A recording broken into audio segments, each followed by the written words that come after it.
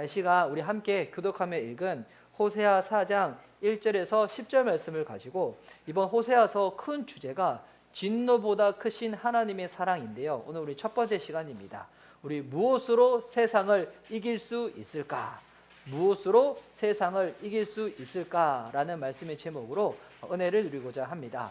우리 좌우에 계신 분들, 우리 앞뒤에 계신 분들, 이 설교의 제목으로 서로 이렇게 축복하며 인사하겠습니다. 주 안에서 승리하세요 라고 서로 축복할까요? 자, 시작. 주 안에서 승리하세요. 할렐루야, 할렐루야. 예.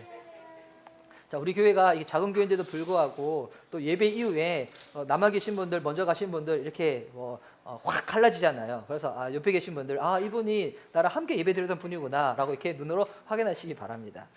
우리 지난 주일날 우리 다니엘 12장 말씀을 가지고 또 이렇게 연말에 또 이렇게 연초에 다니엘 말씀을 가지고 마지막 때에 어떤 일이 벌어지는지, 또 마지막 때에 그리스도인들이 어떤 믿음의 태도를 가지고 주님 앞에 나가야 되는지 그것을 나눴습니다. 그래서 지난주에 우리 세 가지를 나눴었죠.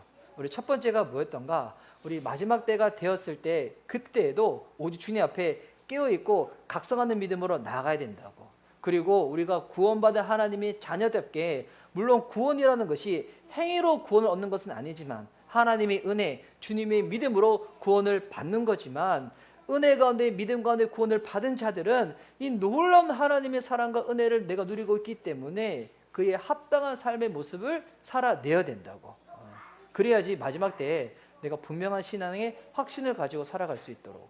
그리고 무엇보다 지난주에 나눴던 마지막이, 그렇기에 주님 앞에 지금 결단하자고. 내가 결단하였을 때 결단한 대로 살아낼 수 있도록 성령님이 능력으로 붙잡아 주신다고. 우리 그런 내용을 나눴었잖아요.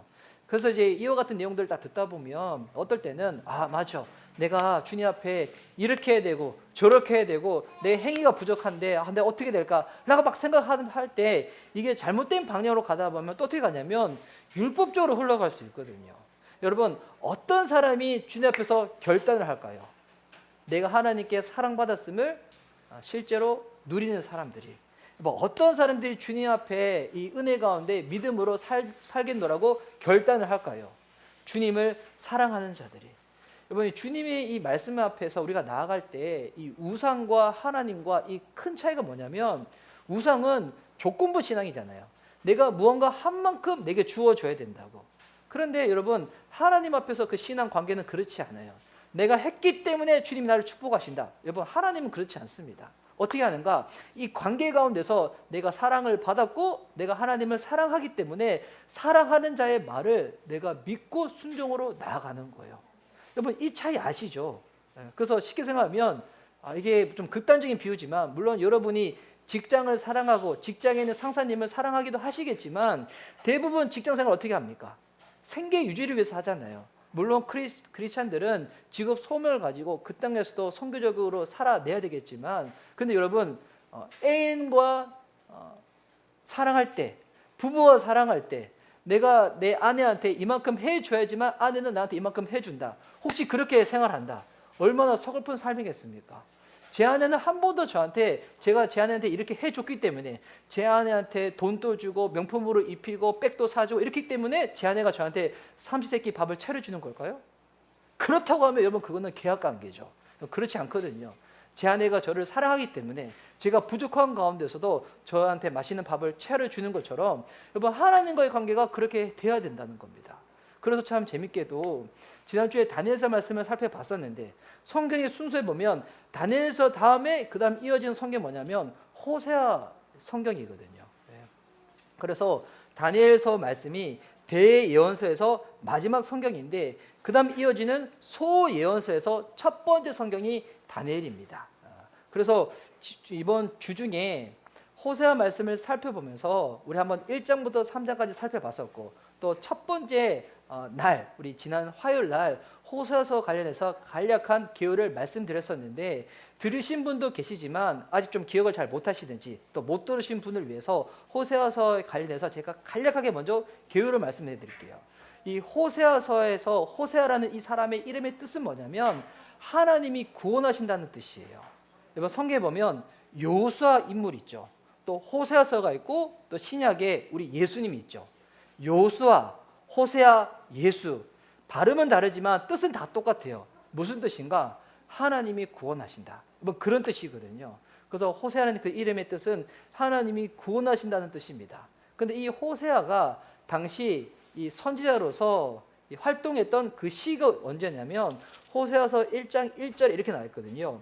우시아와 요담과 아하스와 히스기야가 이어 유다 왕이 된 시대, 곧 요아스의 아들 여로보암이 이스라엘 왕이 된 시대에 부에리의 아들 호세아에게 임한 여호와의 말씀이라.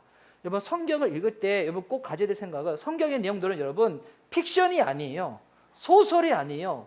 분명한 역사적 사실이기 때문에 역사를 기반으로 해서 이 모든 일들이 이루어진 거고 기록된 거예요.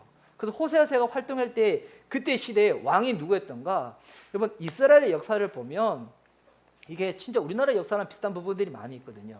슬라이드 한번 넘겨주시면, 자 보면 여러분 이 표가 있는데 글자가 작아서 여러분 잘 안 보이시지만 제가 인터넷에서 서칭을 하다가 찾은 표거든요. 이 표는 제가 나중에 진짜 한번 이렇게 카톡으로 다 한번 보내드릴게요. 그러니까 구약과 신약 성경의 역사적인 흐름 순서를 너무나 잘 이렇게 요약해서 잘 기록되어 있어요. 보면 여러분 처음에 창세기 1장부터 하나님이 창조를 하시죠. 그 창조의 역사가 창세기 1장과 2장에 나와요. 그리고 창세기 3장에서 아담과 하와가 범죄함으로 말미암아서 그들이 에덴에서 쫓겨나게 되죠. 이 신라곤 하는 역사가 이루어지게 됐는데 그래서 창조 시대가 있습니다.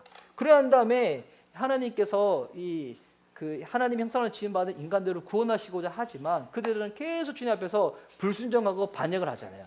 그래서 노아의 홍수가 일어나게 되는 것이고 바벨탑 사건이 이 창세기 11장에 이루어지게 됐는데 그러면서 하나님이 이 땅을 구원하기 위하여 정하신 방법이 한 사람을 택해 가지고 그 한 사람을 말미암아서 한 민족을 이루고 이 민족이 주님을 섬기고 주님 앞에 순종할 때 어떤 복을 받게 될 것인지 그 믿음의 샘플로 정한 것이 뭐냐면 아브라함이고 히브리 민족이거든요.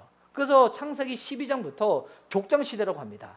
아브라함 그리고 이삭, 야곱, 요셉 이렇게 쭉 이어지어 내는 거죠. 슬라이드 넘겨주시면 빨간색 동그라미 또 떨어질 거예요. 너무 빨리 떨어졌어요. 그리고 나서 이제 이 히브리 민족이 이집트 땅에서 종살이를 할 때 하나님이 모세를 보내서 그들을 구출하시고 이제 하나님 말씀하신 가나안 땅으로 쫙 가잖아요. 이것이 바로 출애굽기와 광야 시대 이야기, 바로 출애굽기와 우리 민수기 여호수아 그 이야기죠.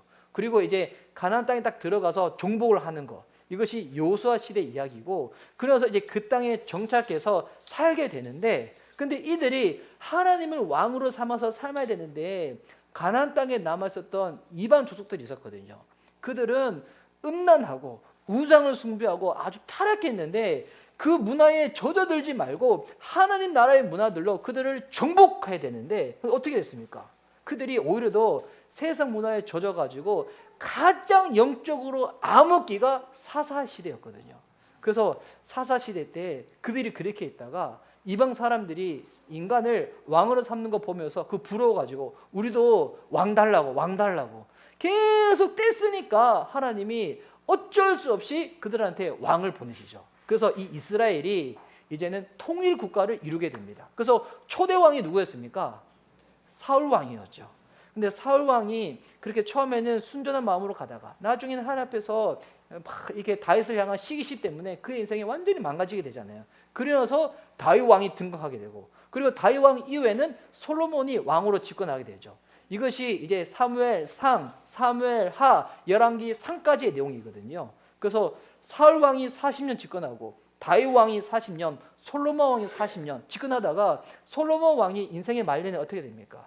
수많은 이방 여자들을 데려오는데 수많은 이방자들과 결혼을 한다는 것은 그들이 섬기는 우상들이 이스라엘로 들어오는 거예요. 말년이 좋지가 않았어요. 그래서 이 왕국이 어떻게 됩니까? 이스라엘이 분열을 일으키게 되죠. 그래서 남유다와 유다 지파와 베냐민 지파가 중심되어서 남유다, 그리고 나머지 지파들이 중심되어서 북이스라엘로 딱 갈라지게 되는 거예요. 근데 이 이야기가 열왕기 상 후반부와 열왕기 하에 쫙 기록이 되어 있는 겁니다. 근데 이제 이까지 내용이 이제 지금 창세기부터 시작해가지고 열왕기 이제 하까지 딱 온 거예요. 그래서 이제 이어지는 이야기들이 그들이 포로로 붙잡혀가게 되고 포로로 귀환하게 되고, 그리고 이제 신구약 중간 시대가 있고 예수님 시대가 있고 초대교회 시대가 있고 쭉 흘러가는 거거든요. 예. 그래서 이 내용을 딱 들었을 때 아직은 다 기억하지 못한다고 할지라도 제가 이 내용은 여러 번 앞으로 계속 반복해서 여러분한테 알려드릴 거예요. 왜냐하면 그래야지 성경의 전체적인 이 윤곽이 딱 들어오거든요. 그럼 성경을 이 전체 윤곽이 안 들어오는데 말씀 읽었을 때 어떻게 깨달을 수가 있겠습니까? 깨닫는 게 부족하겠죠. 이 되게 그래서 잘 나 있는 표인데, 그럼 이 중에서 호세아가 활동했던 시기는 언제냐면 딱 보면 호세아는 북왕국 이스라엘에서 활동했던 시기였어요. 여러분 이때인데 이거를 잘 안 보이니까 자 이것을 쫙 확대를 하면 그 다음 슬라이드요. 자 이게 보면 남유다와 북이스라엘 왕들의 쭉 시기예요. 쭉 시기인데 이 북이스라엘은 한 200년 동안 지속이 되다가 아수르한테 멸망을 당하거든요. 그런데 아까 호세아 1장 1절에 보세요. 우시아와 요담과 아하스와 히스기야와 이들은 유다의 왕이고 그때 당시 왕은 북이스라엘의 여로보암이 왕이었어요. 그때가 요 시기거든요. 요 시기. 근데 글자가 작아서 잘 안 보이죠. 그래서 이거를 확대를 쫙 하면 이렇게 돼요. 마치 짠 듯이 좋았어요. 자 하는데 자 그래서 보면 지금 남유다 때는 왕은 보세요. 우시아, 요담, 아하스, 히스기야. 그런데 여로보암 2세. 이때 이제 호세아가 선지자로 활동을 하면서 이스라엘이 멸망할 때까지 이 모든 시기를 봐요. 북이스라엘이 멸망할 때까지. 그럼 이때는 북이스라엘이 어떤 시대였던가? 정치적으로나 경제적으로는 되게 부강했던 번영했던 시기였어요. 영토도 더 많이 확장을 하고 정치적으로도 그랬었는데 근데 단 뭐가 안 좋았는가? 이들의 신앙. 하나님을 섬긴다고 하였지만 이 이스라엘은 농경사회다 보니까 이 농사를 짓는데 바알 신은 뭐냐면 풍요를 주는 신이에요. 이 바알 신이 딱 한 종류만 있는 게 아니에요. 여러 종류가 있는 건데 그러니까 이게 신앙이 아니죠.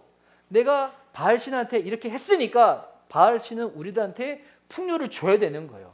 완전 이게 조건부 신앙인 거죠. 예. 그런데 여호와를 섬긴다고 하면서 실상 그 안에 있는 콘텐츠는 하나님을 알려고 하지 아니하고 바알을 섬기는 거예요. 그러니까 영적인 타락이 심각했던 게 이때의 시대였거든요. 이때 호세아가 선지자로 이제는 주의 말씀을 받아서 나누는데 호세아 1장에 보면 재미있는 이야기가 나와요. 하나님이 호세아, 지금으로 따지면 목회자한테 여자를 만나서 결혼하라고 하는데 누구를 만나서 결혼하냐면 음란한 여인인 고멜을 만나라는 거예요. 여기서 음란하는 것은 당시 우상을 숭배할 때 이 제의적인 방법이 뭐냐면 성적인 행위를 갖는 거예요. 그래서 이 고멜이 그런 성전 앞에서 몸을 팔았던 여자든지 아니면 하여튼 음란해서 이 남자 저 남자 계속 만났던 사람인지 하여튼 그런 사람을 목회자한테 만나라고 하는 거예요. 얼마나 당스럽겠습니까? 처음에 호세아가 이게 참 힘들었을 거예요. 근데 주님 말씀이 분명하다 보니 순종을 딱 했는데 자녀를 낳습니다. 세 자녀를 낳는데 이 세 자녀가 이름들이 뭐냐면 첫째 자녀 이름은 이스리엘이에요. 이스리엘. 호세아 1장 우리 4절 말씀 보면 여호와께서 호세아에게 이르시되 그의 이름을 이스리엘이라 하라. 조금 후에 내가 이스라엘의 피를 예후의 집에 갚으며 이스라엘 족속의 나라를 패할 것임이니라. 이번 이스라엘의 뜻은 뭐냐면 하나님이 흩으신다는 뜻이에요. 그러니까 이 이스라엘 백성들이 자꾸 주님 말씀 가운데 순종하지 못하다 보니까 깨닫지 못하다 보니까 하나님이 호세아한테 이 고멜과 결혼하게 만들고 자녀를 낳게 함으로 말미암아서 지금 이스라엘이 하나님 앞에서 어떻게 영적으로 간음하고 있고 행음하고 있고 불순종하고 있는지 이것을 완전히 삶으로 경험토록 주님이 해주시는 거예요. 첫 번째 아들의 이름 이스라엘, 너희들을 흩으시겠다는 거예요. 그리고 이제 딸을 낳는데 딸의 이름이 무엇인가? 6절의 말씀 보니까 고멜이 또 임신하여 딸을 낳음에 여호와께서 호세아에게 이르시되 그의 이름을 노루하마라 하라. 로루하마라고 하는데 이 PPT가 준비되어 있을 거예요. 제가 좀 건너뛰었어요. 스킵을 해가지고. 자, 로루하마의 뜻은 뭐냐면 여기서 로는 히브리어로 부정어예요. 아니다. 근데 루하마라는 뜻은 뭐냐면 국류를 입다라는 뜻이거든요. 근데 로루하마 너희들은 국류를 입지 못할 거야. 내가 너희들 동정하지 않을 거야. 그 이름을 자녀 이름으로 딱 붙이는 거예요. 그리고 셋째 아들을 낳습니다. 이 아들의 이름이 9절에 나와 있는데 여호와께서 이르시되 그의 이름을 로암미라 하라. 여기서 로가 나왔죠. 로는 뭐라고요? 부정어. 아니다. 암미는 뭐냐면 백성이라는 뜻이에요. 로암미 붙여서 뭘까요? 너희는 내 백성이 아니야. 이렇게 하는 거예요. 네. 호세아가 이 음란한 여인 고멜을 만나서 자녀를 낳는데 자녀들 이름 부를 때마다 얼마나 괴로웠을까요? 근데 그 괴로움을 넘어서서 호세아는 무엇까지 깨닫게 되냐면 그 이스라엘 백성들을 바라보는 하나님의 그 마음을 깨닫게 되는 거예요. 주님이 이스라엘을 얼마나 사랑하셨습니까? 얼마나 사랑하셨냐면 이들을 건져내셨을 때 이집트에서 애굽에서 노예살이 했을 때 그들을 구출해내시고 광야도로 걸어가실 때 건너가는 동안에 배고프다 하면 기적 같은 방법으로 새벽에 만나를 내리시고 고기 먹고 싶다고 하면 메추라기를 보내주시고 이렇게 또한 하나님 백성답게 살 수 있도록 무엇보다 하나님의 율법을 허락해 주시는데 그런데 이 이스라엘 백성들은 하나님 앞에 이 사랑 받았음에도 불구하고 주님 거역하고 영적으로 음란하게 영적으로 간음 행위를 하면서 우상을 섬기며 주님을 저버리고 있는 거거든요. 그래서 주님이 이스라엘 백성들을 건져내실 때 출애굽기 19장 4절 말씀 보니까 독수리 날개로 업어서 인도했다고 할 정도예요. 그러니까 너희들을 내가 어떻게 키웠는가? 독수리 날개로 업어서 인도할 만큼 그렇게 너희들을 대해줬는데 사랑해줬는데 근데 그들은 하나님을 저버리고 있는 거예요. 그래서 이 고멜이 그렇게 결혼하고 음란한 자식을 낳는데 음란한 자식을 낳았다는 것은 아빠가 누구지 모르는 거야.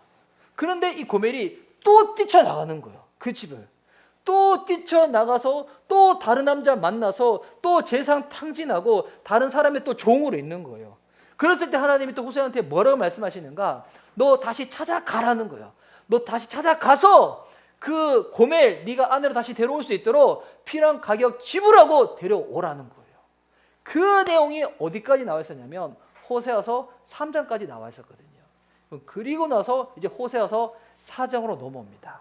그래서 이 호세아서는 1장부터 3장까지 있었던 이 내용들을 이제 4장에서 한 부분 그리고 뒷부분에서 한 부분 똑같은 내용을 시의 형식으로 운문 형식으로 이게 딱 기록이 되어 있는 거거든요. 지금 우리나라 글로 봤을 때는 막 이렇게 그냥 글로만 나와 있지만 히브리 말로 보면 이게 시로 나와 있는 거예요. 자, 그러면 하나님이 지금 그 이스라엘 백성을 향하여서 뭐라고 말씀을 하시는가? 우리 1절 말씀부터 한번 보도록 하겠습니다. 자, 1절 말씀.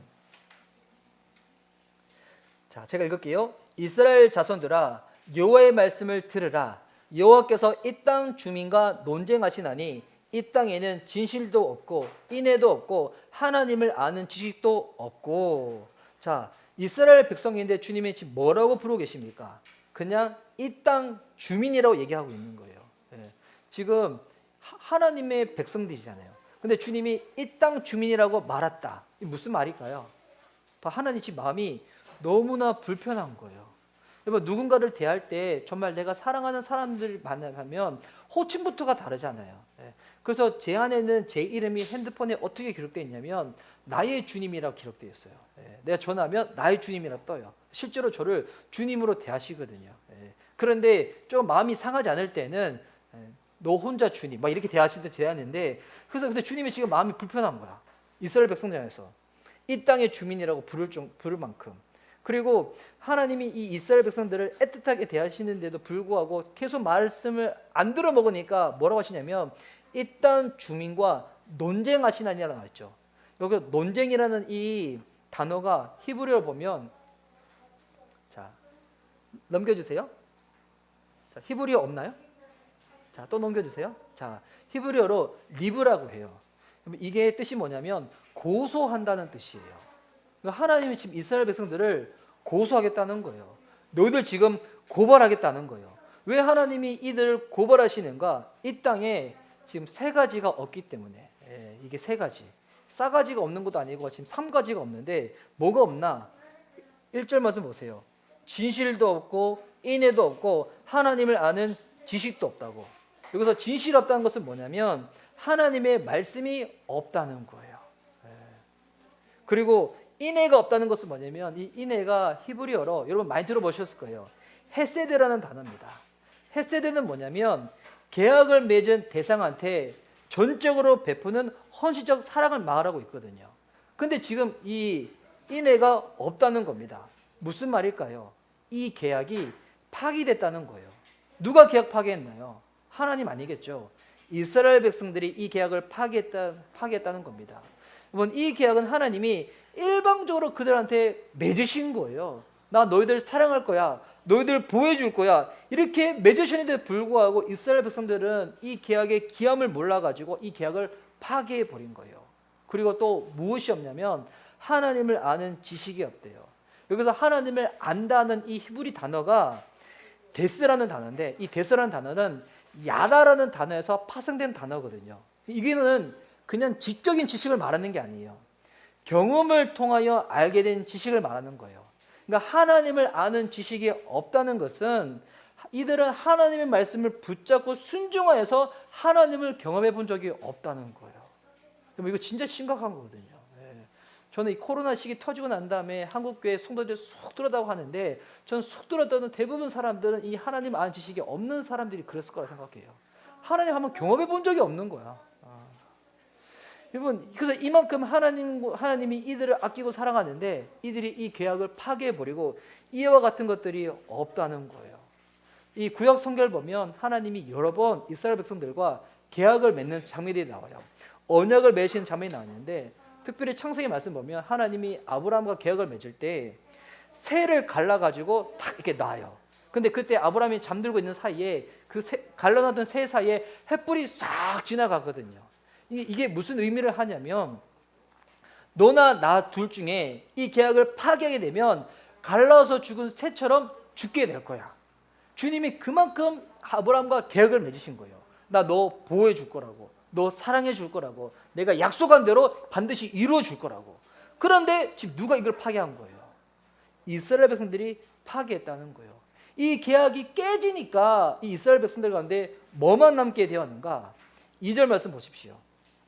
오직 저주와 속임과 살인과 도둑질과 간음뿐이요 포악하여 피가 피를 이음이라. 자, 하나님과 계약이 깨어버린 사람들의 종합적 모습이 다 나오죠. 저주, 속임, 살인, 도둑질, 간음. 여러분, 이게 보면 이미 이 자체가 그들이 심판을 당하고 있는 거예요. 많은 사람들이 오해하는 게, 내가 하나님을 믿지 않으면 인생의 결론에 가가지고 내가 심판을 받을 거야 라고 생각하지만, 여러분, 이거는 좀 이게 잘못된 생각이에요. 하나님을 믿지 않는 여러분 그 자체가 어떤 상태인가? 이미 심판을 받는 상태라는 거예요. 그래서 요한복음 3장 18절 말씀 보면, 그를 믿는 자는 심판을 받지 아니하는 것이요 믿지 아니하는 자는 하나님의 독생자의 이름을 믿지 아니하므로 벌써 심판을 받은 것이니라. 믿지 않는 여러분 그 모습 자체가 어떤 모습이라는 거예요? 심판을 받고 있는 모습이라는 거예요. 왜? 하나님을 떠난 사람들의 삶의 모습, 그 모습 자체가 심판을 받은 모습이거든요. 마음이 어떨까요? 속이 어떨까요? 허무와 허탈과, 인생 아무리 열심히 살다 할지라도 따지고 보니까 인생의 끝에 아무것도 남지 않는 헛된 것을 위해서 쫓고 있는 그 모습 자체가 어떤 모습인가? 심판을 받은 모습이라는 겁니다. 이제 가끔씩 제가 그런 얘기 하거든요. 이렇게 청년들 만나면, 대부분 우리나라는 공부 열심히 하는 게 우상이 되어버렸잖아요. 왜 공부 열심히 하려고 하는가? 좋은 대학 가려고요. 왜 좋은 대학 가려고 하는가? 나중에 좋은 직장 가려고요. 왜 좋은 직장 가려고 하는가? 그래서 좋은 사람 만나서 결혼하려고요.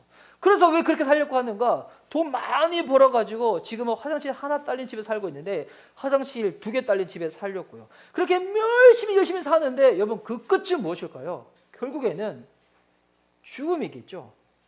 열심히 사는데 열심히 사는 그 자체가 여러분 인생에 답을 줄 수 있는 것은 아니라는 거예요. 그렇다고 열심히 사는 그 자체가 나쁜 건 아니겠지만 그것 자체가 우리들 가운데 인생에 답을 주는 것은 아니라는 거. 시험 치다 보면 가끔씩 그럴 때가 있잖아요. 저는 진짜 그럴 때 있었거든요. 제가 공부 열심히 했는데 공부한 데서 답이 안 나온 거야. 문제가 안 나온 거예요. 그런데 공부한 건 아까우니까 그냥 이 문제와 전혀 상관없는 거 막 적는 거야. 막 적어. 예전에 제가 이제 공대생이었을 때 이 공대생들은 알 거예요. 역학 문제 풀다 보면 한 문제 푸는데 한 20분, 30분 걸리거든요. 근데 내가 이제 배운 부분이 아닌 거야. 모르는 것은 나온 거야. 그러다 보면 제가 이게 그냥 공부했다고 싶어가지고 그냥 나머지 공식들 다 가져놓고 막 해놔요. 그래서 이제 스스로 그냥 자기 위로 삼는 거예요. 자기 위안. 그러면 여러분 딱 보고 교수님 딱 보고 아이고 열심히 했네. 점수 줄까요? 열심히 한 것은 열심히 한 거지만 그게 그 문제의 답은 아닌 거잖아요. 그냥 빵점인 거예요. 네. 신학교에서도 대부분 이 시험 칠 때 보면 대부분 다 논술형이잖아요. 푸는 건데 보니까 내가 잘 모르는 거야. 그러면 알고 있는 온갖 지식 다 동원해가지고 다 옆에 적습니다. 그렇다고 해서 점수 매겨질까요? 아니에요. 그냥 빵점이야, 빵점. 여러분 이게 무슨 말이냐면 인생 살면서 착실히 열심히 사는 거 훌륭한 겁니다. 그렇지만 그것 자체가 우리 인생 가운데 답이 될 수는 없다는 겁니다. 물론 요즘은 그러지 못한 인생도 너무 많이 있죠. 많이 있지만 우리의 마음속에서 느끼는 불안과 허무가 있잖아요. 여러분 그때 깨달아야 돼요. 와 이게 하나님 없는 세상이 이와 같은 거구나. 하나님 세상이 진짜 이것이 이런 거구나. 제가 전에도 한번 말씀드린 게 있는데 영화 중에 보이후드라는 영화가 있어요. 저 인생 영화 중에 하나거든요. 몇 편이 있는데 그 영화는 제작하는데 12년이 걸렸대요. 왜냐하면 실제로 배우들이 12년 동안 성장할 때마다 1년에 모여서 찍고 또 그 다음에 모여서 찍고 해서 12년 걸린 영화가 있는데 그 영화의 마지막 부분에 가면 그 여자 주인공 엄마가 그 대사가 기가 막힙니다. 나 지금까지 열심히 살아왔다고. 열심히 살면 인생의 끝에 무언가 있을 줄 알았는데 봤더니 아무것도 없더라. 그 영화가 기독교 영화도 아닌데도 불구하고 와 진짜 인생의 진리를 아는 영화구나. 여러분 하나님 믿지 않는 우리의 이 마음 상태 자체가 어떤 상태인가? 심판을 받는 상태라는 거예요. 허무와 허탈과 아무것도 보장할 수 없는 세상에서 말하는 것들이 우리를 속이지만 여러분 끝에 가보십시오. 죽음을 이길 수 없는 답이라면 그 진짜 답 아닌 거거든요. 그래서 이 3절에 이렇게 나와 있습니다. 그러므로 이 땅이 슬퍼하며 거기 사는 자와 들짐승과 공중에 나는 새가 다 세잔할 것이요 바다의 고기도 없어지리라. 여기 보니까 땅이 슬퍼하고 바다의 고기도 없어진다고 나와 있습니다. 이거 되게 수사적인 표현이죠.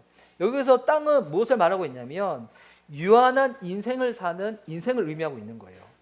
바다는 세상을 상징하고 있는 것입니다. 하나님 없는 인생의 끝이 무엇인가? 슬픔이라는 거예요. 무엇으로 가득 채 있는 것 같지만 아무것도 남지 않게 되는 것. 이것이 우리의 인생이라는 것입니다. 그럼 여러분 이런 인생 어떻게 살아가야 될까요? 그에 대해서 성경은 우리에게 분명히 답을 알려주고 있죠. 골로새서 3장 2절 말씀에 보면 제가 한번 읽을게요. 위의 것을 생각하고 땅의 것을 생각하지 말라. 땅과 반대되는 개념이 있습니다. 무엇입니까? 위의 것입니다. 하늘의 것을 생각하라는 것입니다. 하늘의 것을 구하라는 것입니다. 요즘은 진짜 이렇게 뭐 온갖 매체들 SNS 보면 진짜 너무 이렇게 우리를 속이고 유혹하는 게 너무나 많이 있잖아요. 요즘 더 힘든 게 뭐냐면 예수님 믿는 사람이라 한데도 불구하고 그들이 SNS에 올리고 보면 하나님 믿음으로 말미암아서 기쁜 내용들을 올리는 것이 아니라 그냥 예수 믿는 사람은 똑같아. 예. 그냥 맛있는 거 먹고 이쁜 거 즐기고 그리고 뭐 예쁜 거 하면 그런 거 자랑하러 다 올리잖아요. 그거 보다 보면 그런 거 안 하면 마치 내가 뒤처진 인생이 될 것 같아. 여러분 혹시 그것 때문에 유혹받는 부분이 있다면 저는 이게 가감히 말씀드립니다. 차라리 SNS 안 하는 게 나을 것 같아요. 예. 요즘 제가 진짜 그런 생각 많이 들거든요. 보니까 거기서 조장하는 모든 것들이 결국 보니까 세상의 종료, 안목의 종료, 이생의 자랑 그것으로 꽉 차 있어. 보니까 예수님 안 믿는 사람들도 그것만 꽉 차 있어. 또 그나마 SNS에서 요즘 뭐 기독교 콘텐츠를 올린 것도 보면 신학이 정리가 안 됐어요. 뭐 이상한 신학들로 정리돼 있어가지고 그건 또 막 올라가 있어요. 여러분 이 세상에서 영원한 것은 하나님 나라 우리 주님밖에 없는 줄 믿습니다. 나머지 것들은 다 유의미한 거예요. 한계가 있는 거예요. 이 땅에 있는 것들 여러분 언젠가 다 끝이 온다는 것입니다. 우리는 어떤 사람이 되어야 되는가? 하늘을 구하는 백성들. 무슨 말일까요? 하나님의 것을 구하고 하나님 안에 구하는 백성이 되어야 된다는 것입니다. 그리고 이 바다는 세상을 의미합니다. 요한계시록에 보면 안 좋은 것들이 있거든요. 뭐 음료, 붉은 영 어디서 다 올라오냐면 바다에서 다 올라오는 거예요. 어디서 오는 거냐? 세상에서 다 온다는 것입니다. 우리가 일상을 사는 것은 거친 바다를 항해하는 것과 똑같지 않아요. 우리가 일생을 사는 동안에 거친 바다가 옵니다. 폭풍이 칩니다. 그때 믿는 자들이 어떻게 이거 이겨낼 수 있을까요? 이 파도의 힘이라는 게 진짜 세거든요. 제가 수영을 하다 보니까 실내 수영하다가 바다 수영을 하다 보면 실내 수영하는 것에 비해서 최소한 이게 3배, 4배 힘이 더 들어가요. 그만큼 이 세상에서 이 풍랑이 치는 거예요. 폭풍과 밀어치는 거예요. 그러니까 세상 자체가 뭐라는 겁니까? 전쟁터라는 거예요. 여기서 우리가 어떻게 살아남아야 될까요? 예전에 어느 목사님이 인생을 설명할 때 모터보트와 같은 인생이 있고 요트와 같은 인생이 있다고 이렇게 설명한 적이 있었거든요. 모터보트 같은 인생은 어떤 인생일까요? 모터보트는 기름으로 가는 거잖아요. 기름을 해가지고 막 빨리 가는 것 같아. 근데 언젠가 그 기름 어떻게 될까요? 다 딸게 되겠죠. 내 힘으로 자력으로 살아간 인생 다 이루어질 것 같지만 언젠가는 힘이 붙여가지고 끝이 오는 그것이 온다는 겁니다. 반면에 여러분 이게 태평양을 건널 때 모터보트는 태평양 못 건너요. 근데 요트는 태평양 건너요. 어떻게 해서? 바람을 맞으면서 가기 때문에. 성령의 바람이 불어서 내 힘이 아니라 성령의 힘을 의지하며 가잖아요.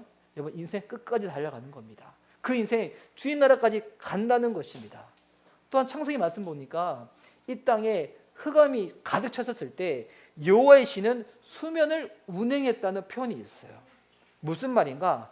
성령을 받은 인생은 물에 빠지지 않는다는 것입니다. 물 위에 떠 있게 된다는 것입니다. 세상에서 이것저것 숱한 것들로 우리를 유혹하고 잠식시키려고 하지만 성령 받은 인생은 세상에 잠식되지 않습니다. 그 위에 떠서 하나님 바라보며 나가게 된다는 것입니다. 여러분 그래서 이 주님 없는 백성들은 슬퍼하게 되고 바다에 고기도 없대요. 인생 열심히 살았는데 그 끝에 아무것도 남지 않는 인생. 지난주도 말씀드렸잖아요. 모래 위에 쌓은 집은 나중에 비가 불고 창수가 불게 되면 다 무너지게 된다고. 인생의 끝에 다 그렇게 된다는 겁니다. 예수 그리스도 반석에 삶의 뿌리와 기초를 놓지 않게 되면. 그리고서 또 4절 말씀 보십시오. 그러나 어떤 사람이든지 다투지도 말며 책망하지도 말라. 내 백성들이 제사장과 다투는 자처럼 되었음이라. 지금 보니까 다투지도 말고 책망하지도 말라는 겁니다. 왜 이렇게 말씀하시는가? 이미 버렸다는 거예요. 이미 남이라는 거예요. 내 자식이 아니고 다른 사람이니까 나는 이제 책망하지도 않고 다투지도 않겠다는 겁니다. 여러분 이게 내 자식이니까 그나마 잔소리도 하고 책망도 하는 거잖아요. 우리 이제 그리스도인들 중에서 저도 이제 우리 교회 성도님이 아니라 예전 교회 성도님들 제가 아는 다른 그리스도인들 만날 때도 있잖아요. 대화 나누다 보면 참 신앙생활 참 기가 막히게 하시는 분들이 있어요.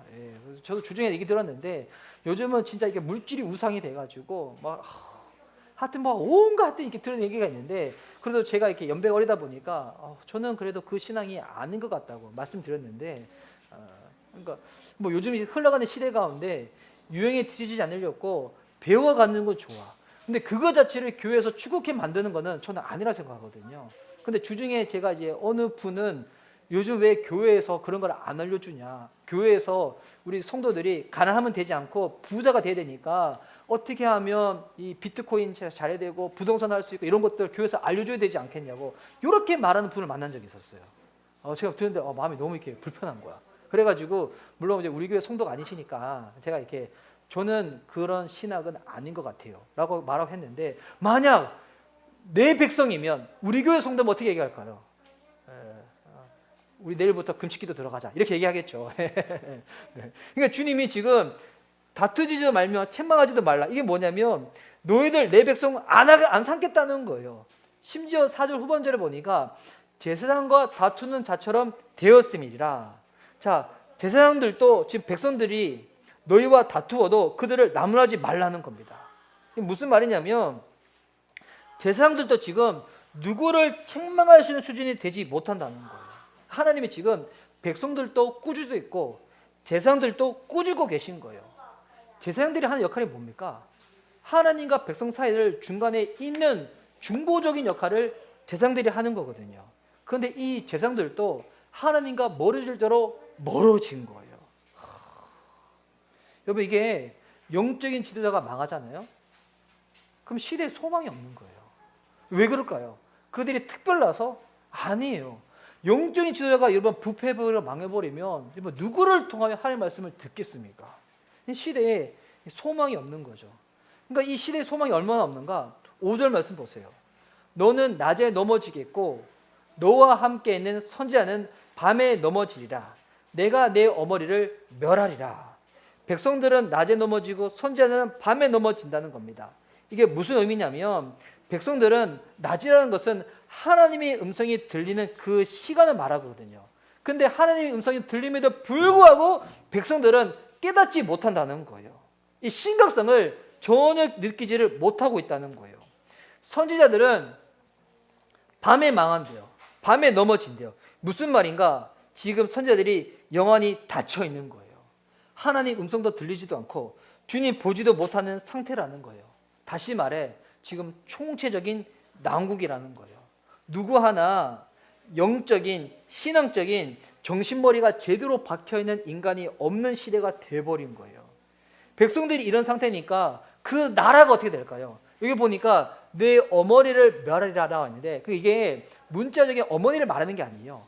이스라엘에 있어가지고 어머니는 이스라엘 나라 자체를 얘기하고 있는 거예요. 백성에게 이스라엘 나라, 이 나라가 멸하게 된다는 거예요. 그렇겠죠. 백성들도 하나님 음성 들어도 깨닫지도 못하고 이 선지자들은 눈이 멀어가지고 주님 음성 듣지도 못하고 주님 보지도 못하고 이런 상태. 그러니까 누구 하나 하나님의 말씀을 제대로 가르칠 사람이 없는 시대가 되어버리는 거예요. 그래서 이게 참 저도 우리 성도님들 부탁드리는 부분이 여러분이 기도하실 때 부족하지만 이상한 목사를 위해서도 꼭 기도해 주십시오. 저 주중에 만났던 정말 이렇게 예전 교회 성도님 중에서 너무 감사하게 그분이 저녁마다 9시, 11시 계속 밤마다 기도하는데 저를 위해서 늘 기도해 주고 계셨다고. 너무 감동인 거예요. 그 기도 때문에 제가 아직까지 이렇게 그나마 덜 부패했나 봐요. 부패하면 안 되죠. 왜냐하면 여러분 이게 말씀을 전하는 사역자들이 제대로 하나님 말씀을 제대로 읽고 해석하고 전해야지 교회 양떼들이 영적으로 건강해질 수가 있는 거잖아요. 그래서 이게 저를 위해서 그런 게 아니라 우리 교회의 건강을 위해서 말씀을 전하는 사역자를 위해서 이 중보를 하는 거거든요. 그래서 저는 진짜 소원한 바가 있다면 진짜 언젠가 우리 교회를 통해 가지고 진짜 창세기부터 요한계시록까지 차근차근 제가 다 말씀을 전해 가지고 나중에 우리 교회 성도님들이 최소한 말씀이 어떤 것인지 알려줄 수 있는 그런 양육자가 다 되었으면 좋겠습니다. 그리고 6절 말씀 보십시오. 내 백성이 지식이 없으므로 망하는도다. 내가 지식을 버렸으니 나도 너를 버려 내 제사장이 되지 못하게 할 것이요. 내가 내 하나님의 율법을 잊었으니 나도 내 자녀들을 잊어버리리라. 자, 지금 백성이 망합니다. 뭐 때문에 망하나요?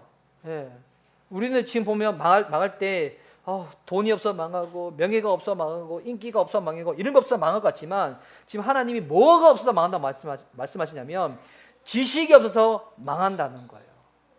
아까 처음에 이 땅에 세 가지가 없다고 했죠.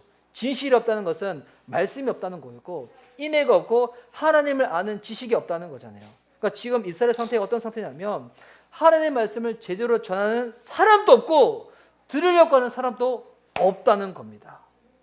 말씀을 저버렸을 때 이스라엘의 상태가 지금 이렇게 돼버린 거예요. 근데 이게 지금 얼마나 심각한 정도인가? 6절 말씀에 보면 후반절에 너를 버려 내 제사장이 되지 못하게 할 것이요. 이게 하나님이 각 사람들마다 주시는 약속이 있고 각 민족마다 주시는 주님의 비전이 있거든요. 하나님이 이스라엘을 통해 가지고 제사장 나라 삼으시겠다고 약속을 하셨어요. 근데 이제는 그 제사장 나라 못 된다는 거예요.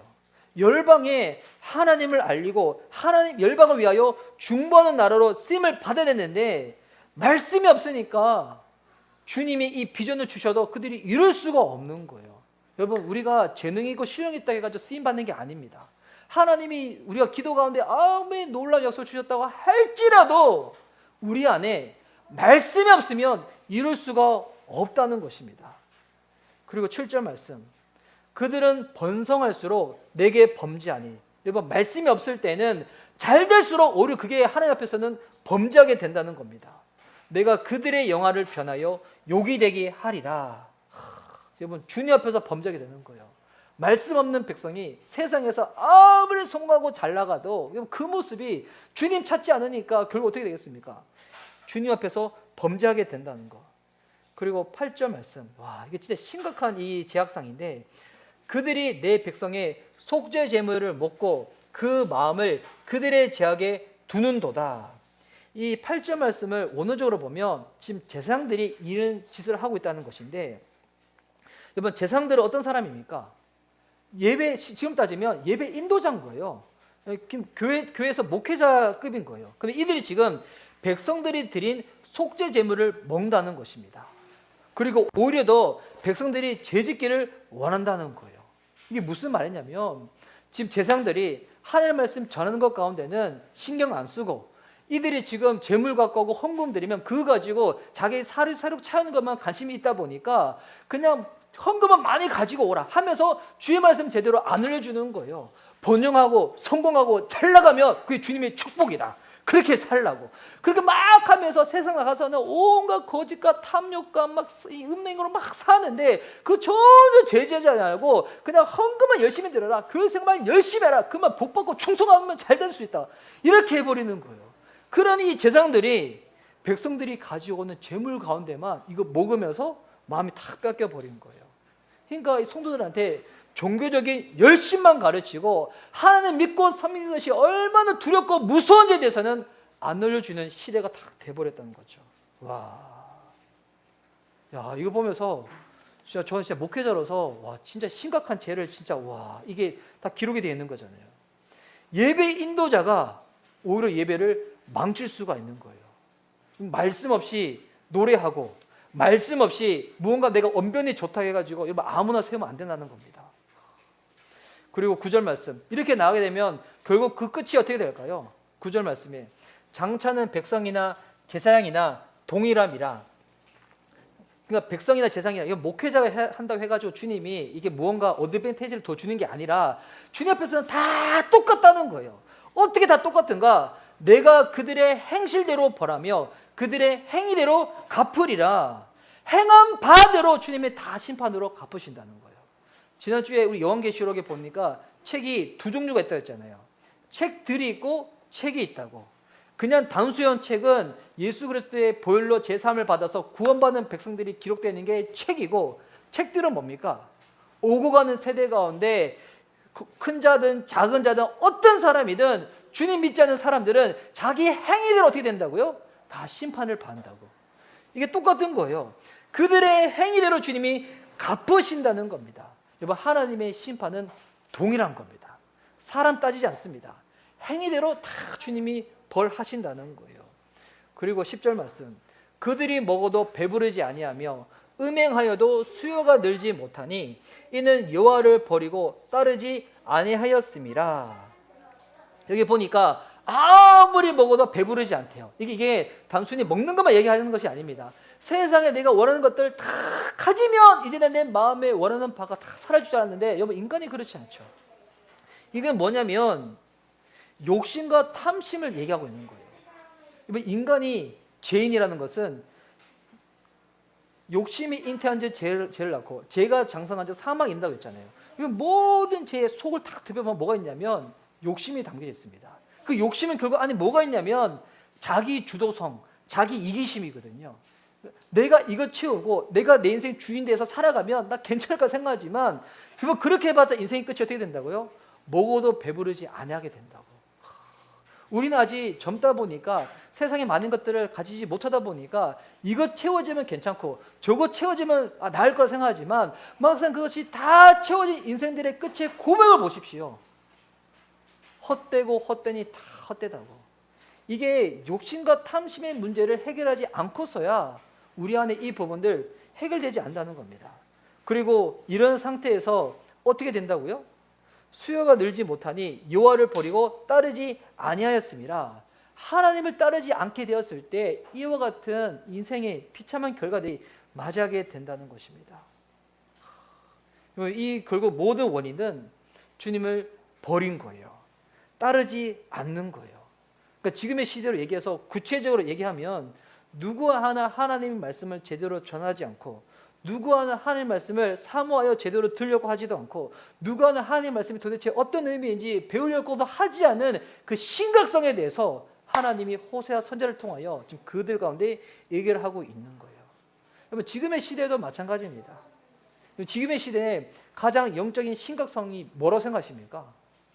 코로나 시기 맞아서 성도들이 많이 교회 이탈해 버린 것들, 예배 드림에 있어서 이제 대면 비대면 막 하면서 예배 세우기 좀 불편한 것들, 여러분 그런 것들은 그냥 조금 불편한 거지 그 심각한 건 아니잖아요.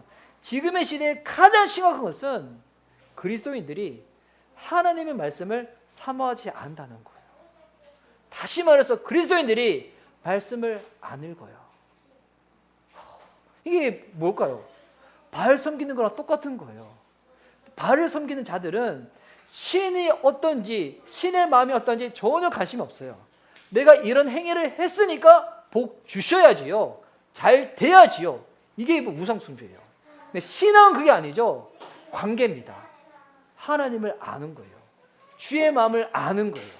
여러분, 이 시대 지금의 역사 사람들 어떻게 해서 바꿀 수가 있을까요? 그 답은 하나님 말씀밖에 없습니다.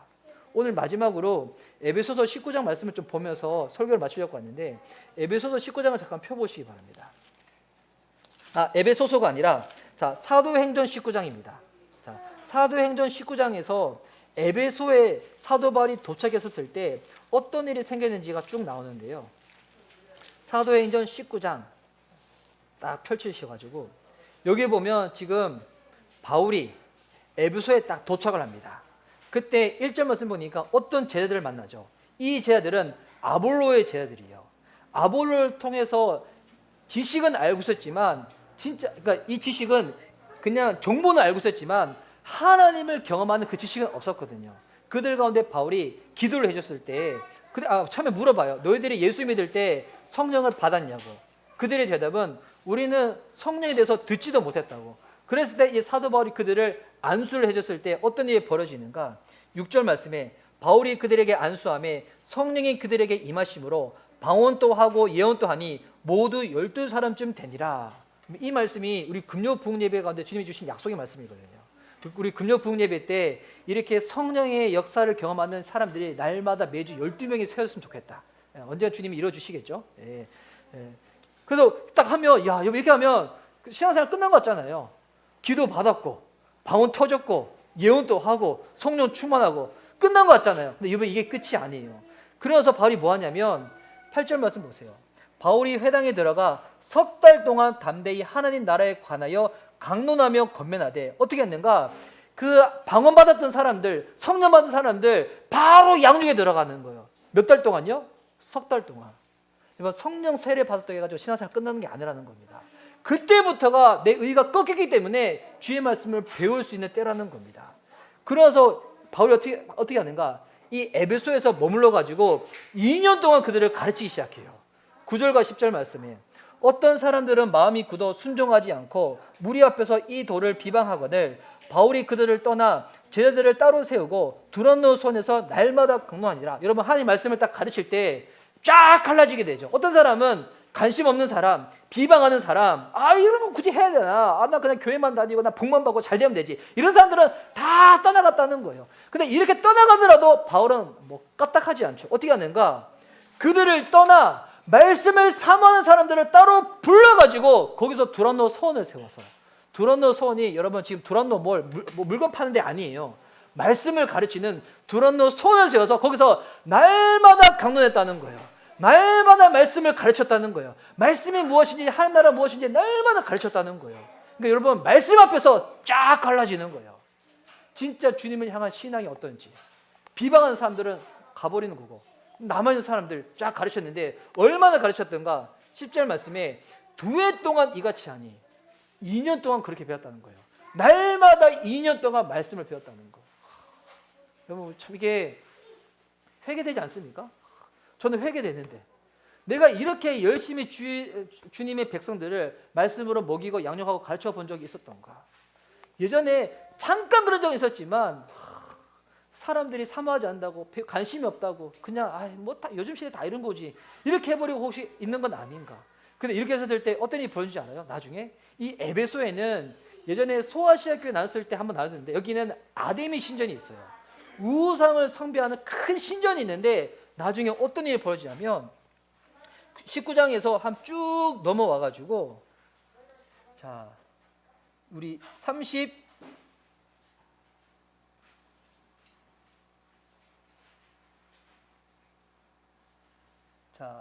쭉 와서 우리 19절 말씀입니다. 자, 19절 말씀. 이렇게 이 지역에서 사도 바울이 말씀을 계속 전하니까 19절 말씀 18절부터 제가 읽을게요. 믿는 사람들이 많이 와서 자복하여 행한 일을 알리며 또 마술을 행하던 많은 사람이 그 책을 모아 가지고 와서 모든 사람 앞에서 불사르니 그 책값을 계산한즉 은 5만이나 되더라. 이와 같이 주의 말씀이 힘이 있어 흥하여 세력을 얻으니라. 말씀을 전했더니 그것을 우상 숭배한 자들이 보는 책들이 있잖아요. 그것을 자기들이 자복하여서 가지고 와서 불살라서 탁 없애버리는 거예요. 야, 이거 말씀의 능력입니다. 말씀이 말씀대로 선포되어질 때 우리 안에 헛된 것들, 죄된 것들을 다 자복하며 주님 앞에 가서 다 버려버린다는 거예요. 이게 지금으로 따지면 뭐 만약 컴퓨터를 통해 가지고 내 일을 하는데 만약에 내 컴퓨터 통해 일만 하는 게 아니라 자꾸 그다음에 죄 짓는 거예요. 막 음란물 보고 막 자꾸 죄 짓고 엉뚱한 짓 하고. 근데 말씀이 자꾸 들어오니까 이거 아니다 싶으니까 어떻게 하는가? 막 난 앞으로 노트북을 멀리 할 거야. 자꾸 밤마다 TV 보면서 막 눈 빨개져가지고 막 주인인데 불구하고 잠이나 막 쳐보고 막 이러니까 예전에 제가 알던 성도님이 내가 TV 때문에 내 인생 망하겠다 싶어가지고 TV 플러그를 가로 딱 잘라버렸거든요. 이것처럼 이런 결단들이 세워지는 거예요. 어떻게 했을 때요?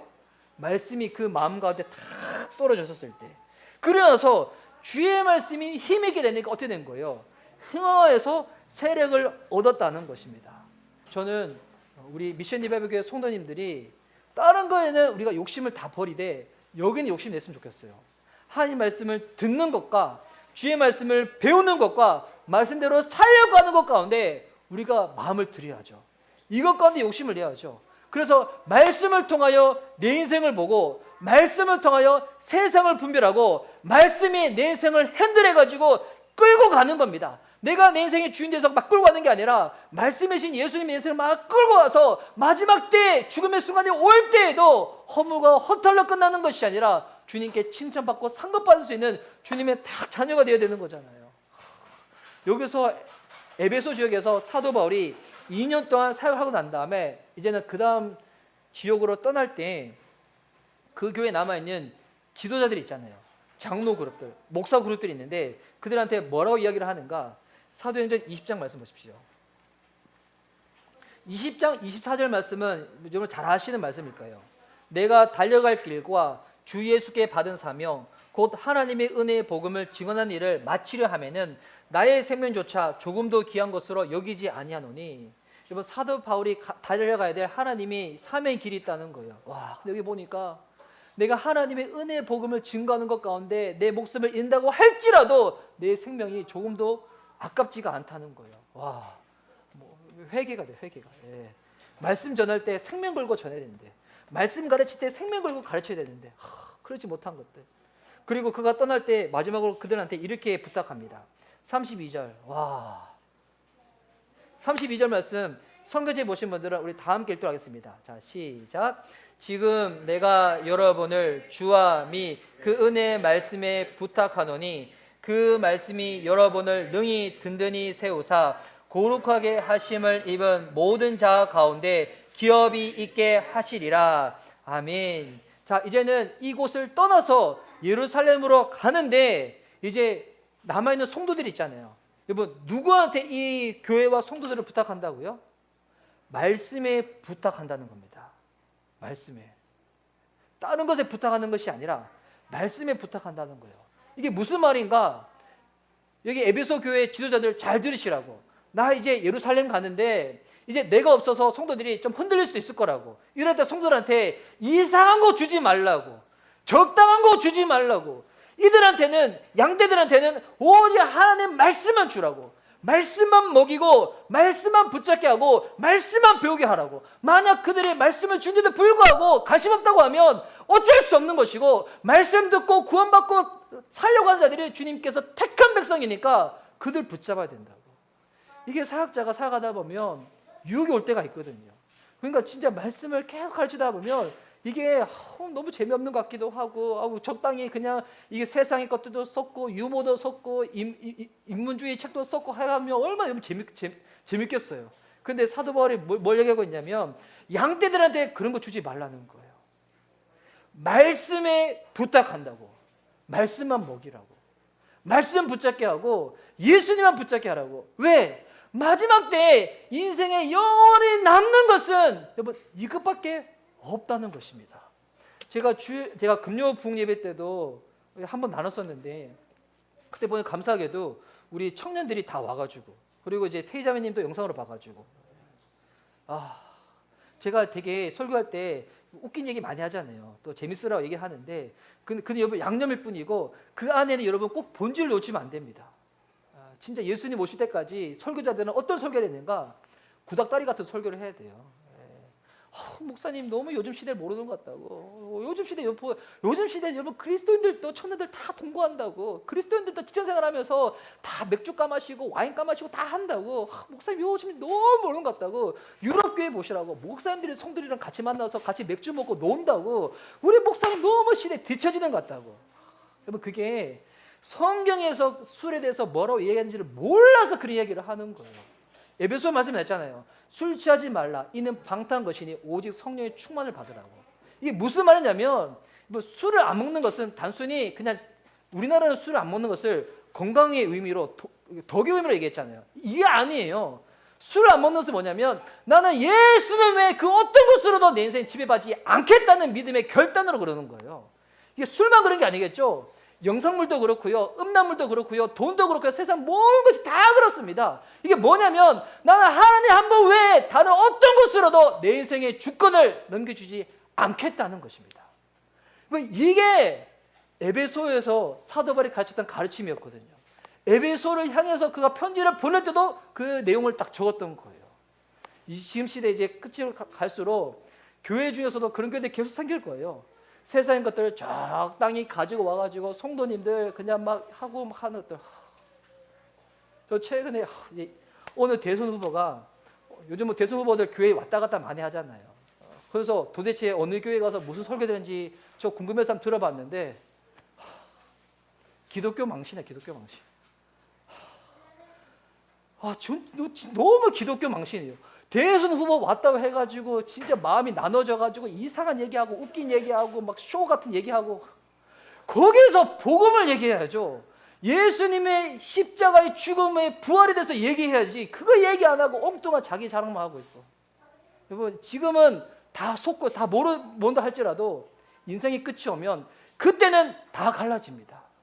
무엇이 영원한 것을 붙잡은 사람이고 어떤 사람이 영원한 것이 아니라 마음에 있는 유혹대로 살아가다가 적당히 기독교 행세하다가 살아다가 주님 만난 사람이지. 그때 우리 행위대로 심판하시는 주님 앞에서 다시금 말씀 부여잡고 살아낼 수 있는 저와 여러분, 세상 뭐라고 얘기하든 100명 중에 99명이 이렇게 얘기한다고 할지라도 그냥 주님께서 말씀하시는 바대로 붙잡고 살아낼 수 있는 저와 여러분, 우리 미션 리바이벌 교회 될 수 있기를 예수님의 이름으로 우리 축복하는 바입니다. 아멘. 시편 말씀에 보면 이런 성경 구절이 있습니다. 시편 119편 9절 말씀인데, 청년이 무엇으로 그의 행실을 깨끗하게 하리이까? 주의 말씀만 지킬 따름이니이다. 이번 성경에서 나오는 청년이라는 단어는 나이적으로 어린 사람을 이야기하는 게 아닙니다. 이거는 전쟁 용어예요. 군사 용어거든요. 싸움터에 나가는 사람들로 모집된 사람들을 성경에서는 청년이라 이야기하고 있는 겁니다. 그러니까 저와 여러분이 청년인 거죠. 이 세상의 영적인 전쟁 가운데 주님이 저와 여러분을 부르셨으니까 우리가 세상 가운데 살아갈 때 무엇으로 우리의 행실을 깨끗하게 할 수 있을까요? 성경이 분명히 답을 알려줍니다. 주의 말씀만 지킬 따름이라고. 말씀 부여잡고 말씀을 알려고 하고 말씀 가운데 내 삶을 의탁하며 나아갈 때 주님이 우리의 마음, 우리의 영혼, 우리의 모든 것들을 지켜주시고 보여주실 줄 믿습니다. 여러분, 나중에 후회로 끝나버리는 인생이 아니라 진짜 하나님 살아계심을 내가 경외함으로 말미암아 하나님 내 인생 주의 말씀 가운데 온전히 의탁하며 말씀대로 살아낼 수 있도록 성령의 은혜와 권세와 능력을 구하는 인생들 될 수 있도록 주님 붙잡아 주시옵소서. 우리 그런 우리 믿음의 고백으로 우리 찬양하며 주님 앞에 기도하며 나가겠습니다.